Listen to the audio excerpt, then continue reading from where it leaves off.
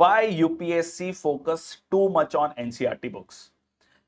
ये देखिए, इसके ना मैं 3-4 आपको पॉइंट्स दूंगा आज के सेशन में।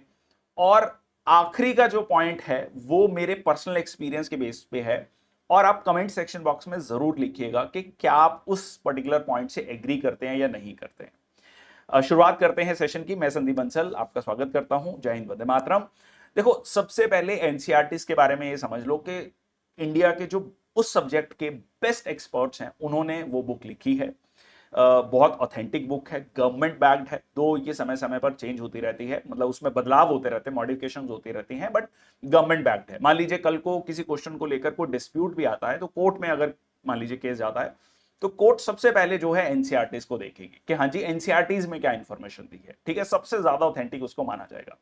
दूसरा, रिसेंटली एनसीईआरटीज में बहुत बदलाव किए गए हैं। पहले 20 साल पहले की अगर आप एनसीईआरटीज, ओल्ड एनसीईआरटीज देखोगे तो उसमें एक बहुत ही ब्लैक एंड व्हाइट कलर की फोटोग्राफ रहती थी, पूरे चैप्टर में 2 से 3 इमेजेस रहती थी, बहुत ज्यादा टेक्स्ट रहता था, बहुत ज्यादा लाइक इजी टू अंडरस्टैंड नहीं थी। आज के समय पर आप एनसीईआरटीज को देखोगे, बहुत अच्छी एनसीईआरटीज हैं, बहुत सारी इमेजेस हैं, कलर्ड इमेजेस हैं, और बहुत मतलब इजी टू अंडरस्टैंड है। कोई भी व्यक्ति उसको अगर अच्छे से पढ़े तो वो बहुत अच्छे से खुद से उस बुक्स को समझ सकता है, मतलब बहुत ल्यूसिड है अपने आप में। तो ये हो गए आपके जो सबसे इंपॉर्टेंट पॉइंट है, यूपीएससी फोकस करता है। एक पॉइंट जो मैं अपने पर्सनल एक्सपीरियंस से शेयर करूंगा, जैसे मैंने आपको पहले भी कहा कि जरूर लिखिएगा कमेंट सेक्शन बॉक्स में उसके बारे में। देखिए, I served as assistant commandant BSF. तो मेरी जो पहली पोस्टिंग थी वो थी त्रिपुरा में, ठीक है, ट्रेनिंग के बाद। और मैं उस लोकेशन की बात कर रहा हूं त्रिपुरा में, जहां पर 2016-17 तक 17 तक जो है सड़क, बिजली, पानी कुछ भी नहीं था। ठीक है, इंटरनेट नहीं था, मतलब नहीं था, बिल्कुल नहीं था। ठीक है, तो ये वो लोकेशन है, बिल्कुल डेंस जंगल। और बेसिक सुविधाओं के नाम पे अगर आप देखेंगे तो कुछ भी नहीं था। अगर आप गवर्नमेंट के रिसोर्स, अच्छा, being assistant commandant, being company commander, मेरा इंटरेक्शन लोगों से होता था, वहां के जो गांव वाले हैं, और जो वहां का एक स्कूल था। आप मान के चलिए कि कई छोटे छोटे गांव हैं, उनके लिए एक स्कूल था, और वो भी बिल्कुल मेकशिफ्ट कैंपस था, छोटा सा स्कूल था। और जब लाइक मेरी इंटरेक्शन हुई तो मेरे को यह पता लगा कि यहां पर बुक्स के नाम पे सिर्फ एनसीईआरटीज हैं, बांग्ला भाषा में, क्योंकि त्रिपुरा में 2 बांग्ला भाषा बोली जाती है। वहां के जो स्थानीय लोग थे, ट्राइबल से, उनकी भाषा थी कोकब्रॉक। एनीवेज, तो वहां पर बांग्ला भाषा में आपकी एनसीईआरटीज मिलती हैं। अब ये एनसीईआरटीज उनके लिए एजुकेशन के नाम पे बस यही सिर्फ था।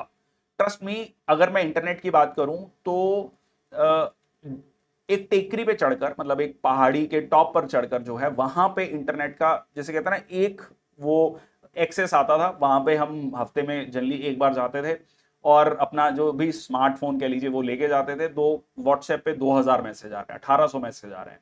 ठीक है, तो मतलब इस तरीके से उसको डाउनलोड करके फिर नीचे लेके आते थे, क्योंकि बहुत सारी चैट चल रही है। इस तरीके से हमें जो है, हम इंटरनेट को एक्सेस कर पाते थे।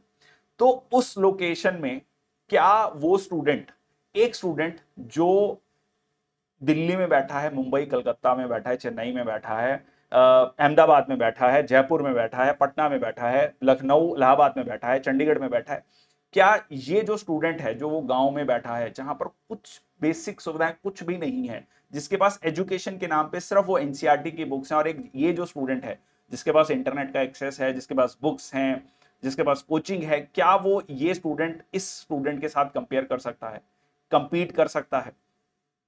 तो कहीं ना कहीं एक लेवल प्लेइंग फील्ड हो। संविधान में एक बहुत अच्छी बात लिखी गई है, equality of opportunity and status. तो क्या इन दोनों की अपॉर्चुनिटी सेम है? जी नहीं। किसी भी एंगल से अगर आप किसी भी स्तर पर जाकर चले जाएं, ठीक है, अगर आप कहेंगे कि जी इसको शेड्यूल ट्राइब का स्टेटस का बेनिफिट मिलता है, तो भी ये किसी भी एंगल से इस स्टूडेंट के साथ कंपीट नहीं कर सकता, इवन अगर इसको रिजर्वेशन बेनिफिट मिल रहा है।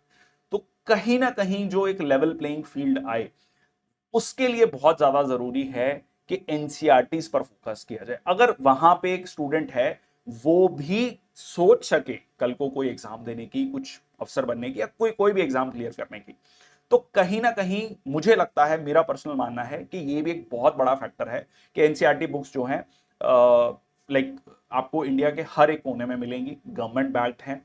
और ये सेम चीज मैंने फिर असम में जाकर भी देखी। असम के भी गांव में, ठीक है जी, वहां पर जो स्कूल्स हैं वहां पर आपको एनसीईआरटीज मिलती हैं, असमीज भाषा में मिलती हैं, but at least they are having the NCERTs.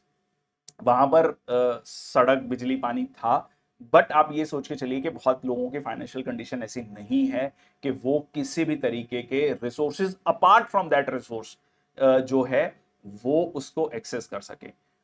उनके पास शायद वो एक्सेस भी नहीं है कि वो शायद जो कह सकते हैं कि 200 रुपए या 300 रुपए महीना देकर इंटरनेट का एक्सेस ले सके, और अगर लेते भी हैं तो वहां पर शायद 3G चल रहा है या 4G चल रहा है, जो कि अब हम कहते हैं कि जी जो मेट्रो सिटीज है वहां पर 5G आ चुका है, 6G की बातें चल रही हैं, तो वहां पर कहीं 3G इंटरनेट चल रहा है।